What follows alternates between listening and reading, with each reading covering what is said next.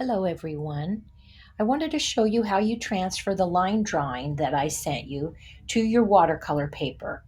Now I've taped down my watercolor paper using painter's tape because that won't hurt the surface of the watercolor paper.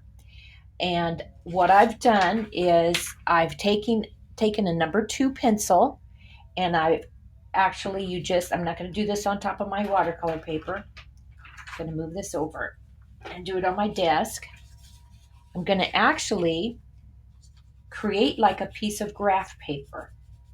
So I'm just putting down lots of pencil around the edge of the pear.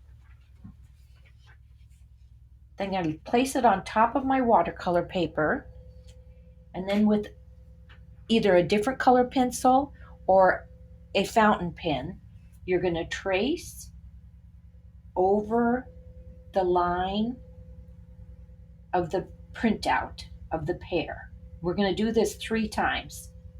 You may have to reapply the graphite to the back of the page. So once I've done that, I'll show you what it looks like. It's a very faint, let me zoom in here. Let it focus. It's a very faint line of the pear. So now I'd like to do another one. So my first pear is here.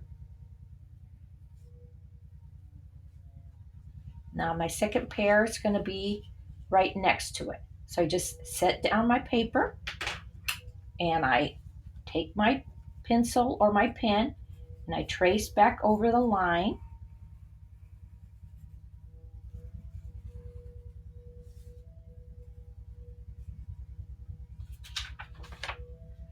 And now you have another very light pear drawing. I'm going to go back over it with pencil so you could see it a little better. I'm just very lightly with my pencil redrawing the line so you can see it better. I'm going to tell you one thing. If your pencil line is very dark, the watercolor will not cover it. It'll show through the watercolor. So if you think it's too dark, you can take your gummy eraser, that's this guy, and you can just lightly blot your watercolor paper to remove some of the graphite so that it won't show through the paint. What we're going to be doing with the pear is we're going to be practicing wet and wet and dry brush. And this is an example of what you're going to end up with at the end of the class, or maybe by next week. Have fun, guys. Talk to you again.